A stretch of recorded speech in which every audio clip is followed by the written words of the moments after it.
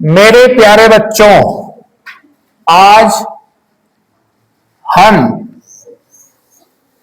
कक्षा 10 की एनसीईआरटी गणित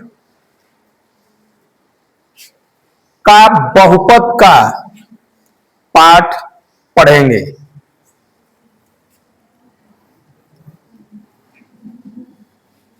बहुपद अंग्रेजी में इसे हम पॉलिनॉमियल कहते हैं। अब पॉलिनॉमियल को जानने से पहले, बहुपद को जानने से पहले हमें बीजीय व्यंजक के बारे में जानना होगा। जब हम बीजीय व्यंजक को जानेंगे तभी जो है बहुपद को समझ पाएंगे। बीजीय व्यंजक अंग्रेजी में अलजेब्रिक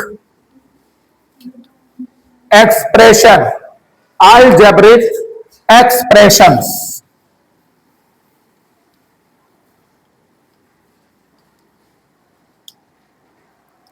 ये होता क्या है, इसके बारे में हम जानें। थोड़ा सा कुछ उदाहरण देकर के मैं समझाता हूं। जैसे आपको लिख दिया गया 1 + 2 + 3 + 4 + 5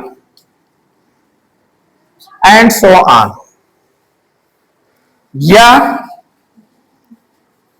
√x + 5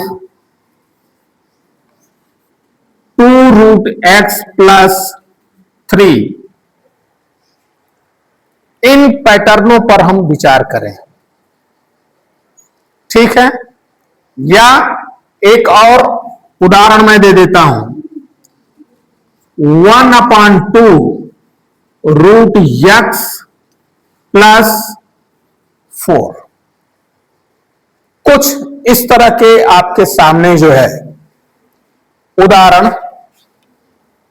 आपके समक्ष प्रस्तुत है, इन पर हम विचार करते हैं। आप देख रहे हैं कि इसमें जो है, इस पूरे पैटर्न में योग की संक्रिया जो है दिख रही है। सब में योग, या कुछ अलग और भी लिख सकते हैं, x - 5 2x। अब इस पर विचार करते हैं। कुछ अचर का समूह आपको दिखाई दे रहा है, कुछ चर और अचर का सम्मिलन दिख रहा है। इस तरह से हम किस निष्कर्ष पर पहुंच रहे हैं? गणित की मौलिक संक्रियाओं से युक्त, गणित की मौलिक संक्रियाओं से युक्त चरों या अचरों, या चरों और अचरों का समूह क्या कहलाता है? बीजीय व्यंजक। तो अब इसमें एक शब्द मैं चर इस्तेमाल कर रहा हूं, चर, वेरिएबल्स। ये क्या होता है, इस पर हम पहले विचार करते हैं। चर का मतलब जो चलायमान है, जो चलायमान है, जिसका मान हमेशा बदलता रहता है, जिसका मान हमेशा बदलता रहता है। वे राशियां जिनका मान सदैव, निरंतर, हमेशा बदलता रहता है, वो क्या कहलाती हैं?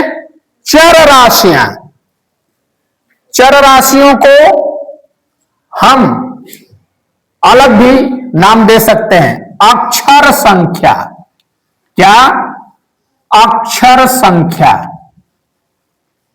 या बीज। अक्षर संख्या या बीज। अंग्रेजी में लिटरल नंबर, लिटरल नंबर्स। अक्षर संख्या क्या? अब इसको परिभाषित कर दें, वे बीज, वे अक्षर जिनसे संख्याओं का बोध होता है, उन्हें बीज या अक्षर संख्या के नाम से जाना जाता है। तो अब चर, चर कहने का मतलब क्या? अंग्रेजी वर्णमाला के, अंग्रेजी वर्णमाला के अक्षर, अंग्रेजी वर्णमाला के अक्षर या हिंदी वर्णमाला के अक्षर, all alphabets are called variables. अब अचर राशियां, अचर राशियां, कांस्टेंट्स, कांस्टेंट्स यानी जितने भी न्यूमरल वैल्यूज हैं, all numeral values are called constants. जितने भी संख्यात्मक मान है, आंकिक मान है, वो क्या है? अचर राशियां हैं। ये बात समझ में आ रही है? अर्थात दूसरे शब्दों में अचर राशियां वे राशियां हैं जिनका मान सदैव स्थिर बना रहता है। अचर राशियां वे राशियां हैं जिनका मान सदैव स्थिर बना रहता है। इस तरह से चर और अचर के बारे में आपने जान लिया। अब चलिए आपको इसी लगे बहुपद को मैं परिभाषित कर रहा हूं, बहुपद को परिभाषित कर रहा हूं। कैसे उसकी परिभाषा हम देंगे?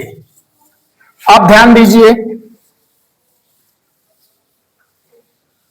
बहुपद ऐसा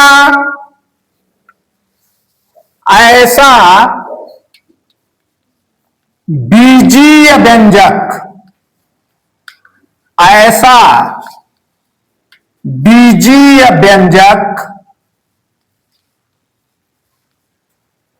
जिसके चर की घात, जिसके चर की घात क्या हो? एक ऋणोत्तर, एक ऋणोत्तर पूर्णांक, ऋणोत्तर पूर्णांक, ऋणोत्तर पूर्णांक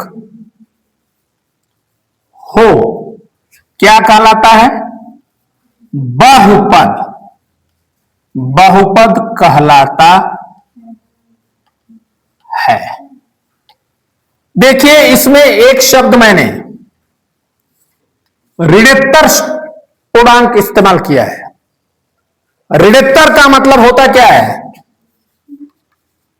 ऋणोत्तर ऋण से इतर, ऋण से इतर या ऋण से हटकर, या ऋण से हटकर, अर्थात 0, 1, 2, 3, 4, 5 एंड सो ऑन। बात समझ में आ रही है? अब ऐसा बीजीय व्यंजक जिसके चर की घात एक ऋणोत्तर पूर्णांक हो, बहुपद कहलाता है।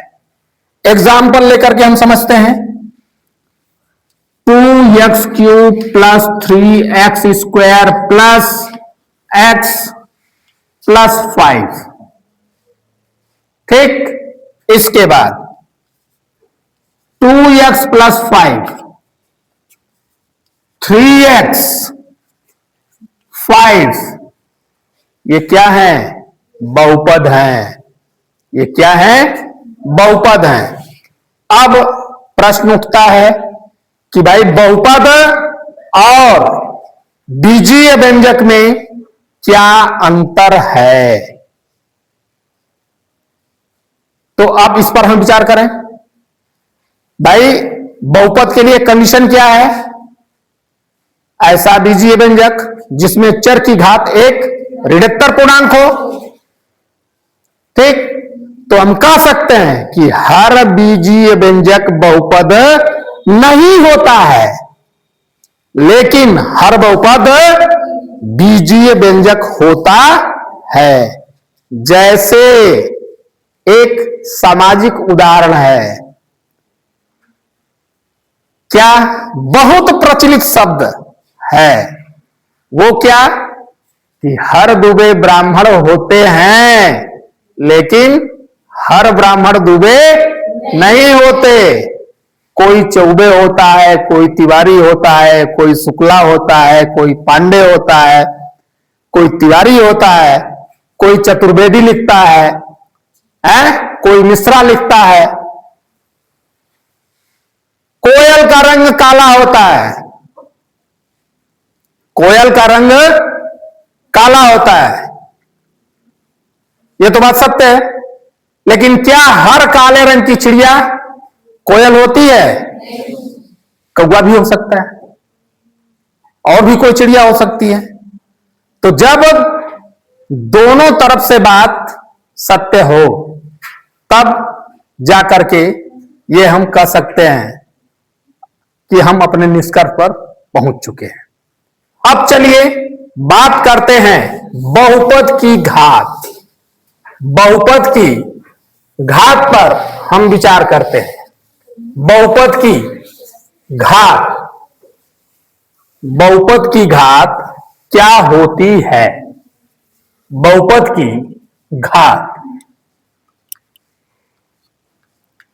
बहुपद की घात पावर ऑफ पॉलिनॉमियल, पॉलिनॉमियल।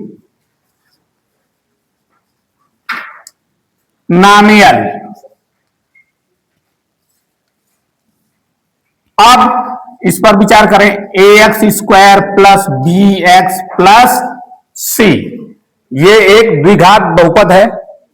इसमें जो चर की सबसे बड़ी घात है, चर की सबसे बड़ी घात ही उस बहुपद की घात कहलाती है।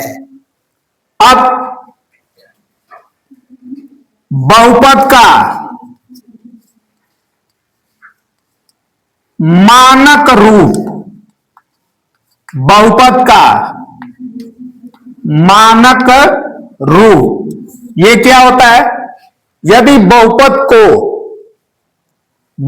को उसके चर के घातों के घटते हुए क्रम में या बढ़ते हुए क्रम में लिख दें तो क्या होता है? बहुपद का मानक रूप होता है। अब इसके बाद बहुपद के प्रकार, बहुपद के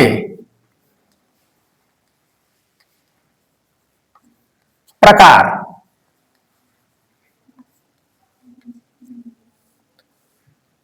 बहुपद जो है पदों की संख्या के आधार पर, पदों की संख्या के आधार पर बहुपद निम्न प्रकार के होते हैं। एक पदी, मोनोमियल, दूसरा द्विपदी, बाइनॉमियल,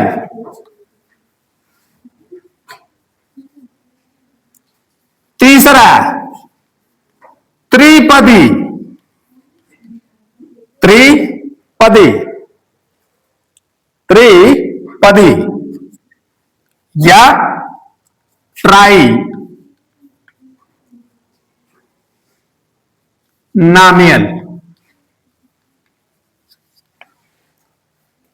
इसी तरह से शून्य पदी शून्य पदी शून्य पदी कहने का मतलब क्या है कि भाई ऐसा बहुपद जिसके चरों के गुणांक क्या हो, शून्य हो, वो बहुपद क्या कहलाता है, शून्य बहुपद। ठीक है। अब इसके बाद अचर बहुपद, अचर बहुपद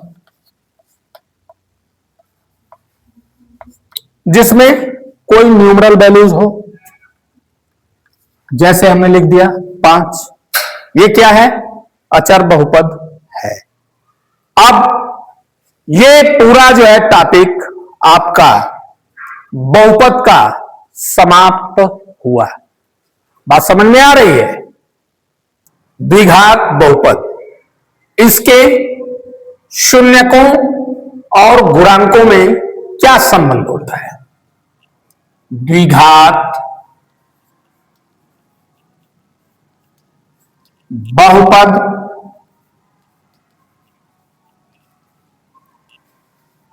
के शून्यकों तथा गुणांकों में संबंध।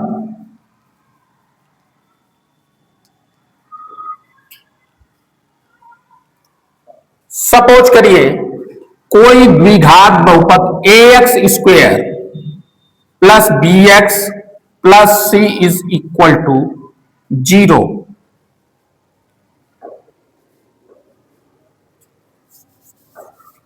सॉरी,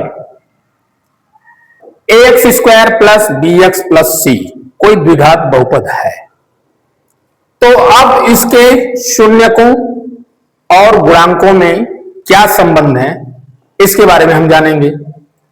माना इसके शून्यक अल्फा व बीटा है, दिए हुए द्विघात बहुपद ax square plus bx plus c के शून्यक अल्फा व बीटा है। शून्यक कहने का मतलब होता क्या है, शून्यक के बारे में थोड़ा सा डिस्कशन में कर दे रहा हूं। अंग्रेजी में इनको हम जीरोस बोलते हैं।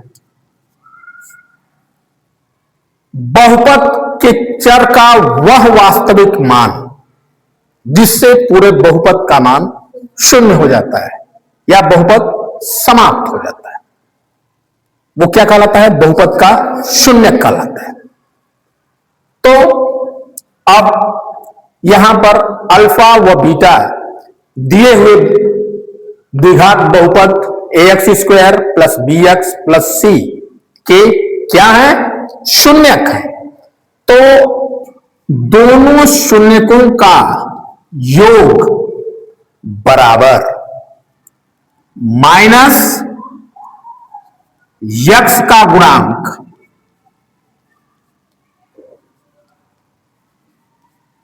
बटा के x स्क्वायर का गुणांक। अब माइनस x का गुणांक क्या है, b है, x स्क्वायर का गुणांक क्या है, a, यानी माइनस b अपान a। अब उन दोनों शून्यकों का गुणनफल क्या होता है, अचर पद,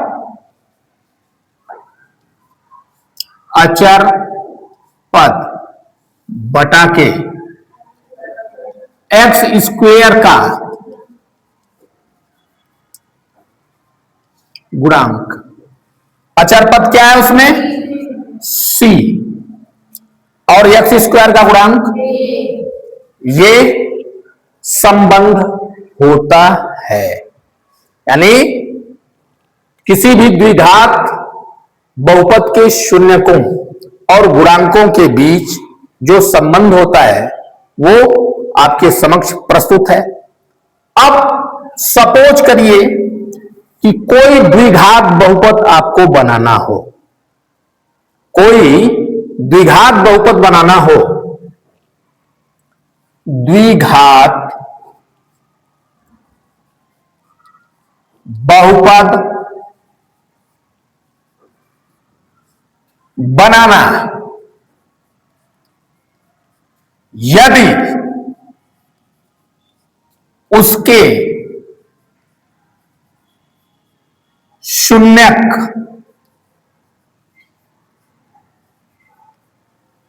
ज्ञात हो।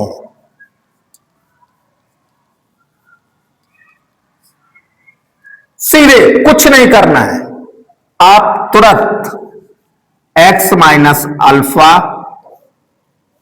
इंटू एक्स माइनस बीटा का फॉर्मेट बना दीजिए। ये आपका द्विघात बहुपद बनकर के तैयार। ये तो पहली कंडीशन है। दूसरी कंडीशन वो क्या है? जब शून्यकों का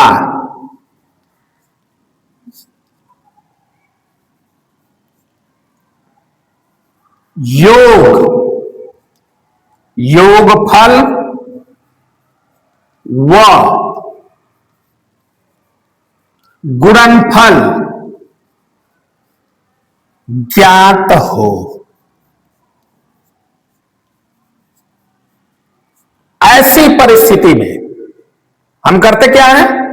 तुरंत x square minus alpha plus beta into x plus alpha into beta, ये फॉर्मेट बना करके लिख देंगे, आपका द्विघात बहुपद बन करके तैयार हो गया। ये बात समझ में आ रही है? अच्छा भाई, कोई हम एग्जाम्पल लेकर के इसको देखते हैं कि भाई द्विघात बहुपद दिया हुआ है, उसके शून्यक क्या क्या होंगे। ठीक है, तो चलिए अब हम आगे चलते हैं। अब कुछ प्रश्नों के माध्यम से इस टॉपिक को हम आगे बढ़ाते हैं। जैसे ले लीजिए, एक प्रश्न है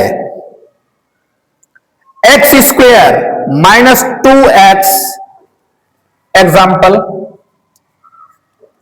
x square minus 2x minus 3, ये कोई क्वाड्रेटिक पॉलिनोमियल है। क्वाड्रेटिक पॉलिनोमियल, बाइनोमियल पॉलिनोमियल कहने या इसको जो है कहना उचित होगा क्वाड्रेटिक। क्वाड्रेटिक पॉलिनोमियल, ये कोई क्वाड्रेटिक पॉलिनोमियल है। इसके शून्यक आपको ज्ञात करने हैं। क्या ज्ञात करने हैं? शून्यक ज्ञात करना है। कैसे हम ज्ञात करेंगे? सबसे पहले एक्स स्क्वायर में हम जो है -3 का जो है मल्टीप्लाई करेंगे, गुणा करेंगे। ठीक है, तो गुणनफल आपका कितना आएगा? -3x square, -3x square. अब यहां पर 3 का ऐसा कोई दो गुणनखंड करिए जिसका योग मध्य पद के बराबर आए, जिसका योग मध्य पद के बराबर है। इसके गुणनखंड क्या क्या हो सकते हैं? 1 और 3। बात समझ में आ रही है? तो अब आपको यहां -2 ले आना है। तो -2 ले आने के लिए यहां पर -3 और ये +1, तो क्या बनेगा फैक्टर? -3x + x होगा, तब जाकर के आपका -2x आएगा। ठीक है, अब चलिए हम आगे चलते हैं। x² -3x + x -3। ठीक है, तो अब यहां पर जो है x हम कॉमन ले लें, तो x -3 और यहां पर 1 कॉमन होगा, x -3। अब शून्य ज्ञात करना है, तो शून्य का मतलब क्या कि भाई पूरे बहुपद का मान शून्य हो जाए। तो अब यहां पर जो है हम 0 लगा देंगे, इज इक्वल टू 0। तो अब यहां पर जो है कॉमन फैक्टर के रूप में x -3 और x + 1 इज इक्वल टू 0। अब यहां पर कंडीशन लगाएंगे। Case first x -3 is equal to 0, then x is equal to transfer कर देंगे। Case second x + 1 is equal to 0, तो वैल्यू आपकी क्या आएगी? x is equal to minus. Clear है? तो आपके शून्य क्या मिले? शून्यक, यानी x की वैल्यू क्या मिली आपको? 3 और -1, ये हुआ। बात समझ में आई? इस तरह से हम शून्य ज्ञात करते हैं। अब इसके बाद अब शून्यकों का योगफल अगर ज्ञात करना चाहते हैं, ठीक, अल्फा + बीटा क्या करेंगे? तुरंत जोड़ देंगे। 3 + -1, ये कितना हो जाएगा? 3 - 1, this is equal to alpha into beta. 3 into minus, this is equal to minus. ये रहा आपका शून्यकों का योगफल और गुणनफल। बात समझ में आ रही है? सत्यता की अगर जांच करनी है तो तुरंत हम क्या करेंगे? अब देखते हैं। सत्यता की जांच करनी है कि भाई ये बात कहां तक सही है। ये बात समझ में आ रही है? भाई अब सत्यता की जांच करनी है। सत्यता की जांच, इतना शब्द जो है आप लिखेंगे। ठीक है, तो alpha + beta is equal to -b/a। तो चलिए भैया यहां पर रख करके हम देख लेते हैं। यहां ध्यान दीजिए, माइनस ऑलरेडी पहले से है, तो तुरंत प्लस हो जाएगा। a क्या है? 1 है। कितना आया? योगफल हम चेक करने कहां निकाले हैं? 2 आया ना, यानी हमारी बात सही है। अब अल्फा इंटू बीटा, आओ भैया, अचर पद बटा के x² का गुणांक। आप देखिए यहां अचर पद क्या है? -3 बटा के x² का गुणांक माइनस, यानी ये भी बात हमारी ठीक है। तो ये रहा द्विघात बहुपद के शून्यकों और के योगफल और गुणनफल में क्या संबंध है, ये हमने जो है योगफल भी ज्ञात किया, गुणनफल भी ज्ञात किया। अब उनके बीच संबंधों के सत्यता की जांच भी हमने करके दिखा दी। तो अब मैं उम्मीद करता हूं कि आपको ये बात पूरी तरह से समझ में आ गई होगी। That's all.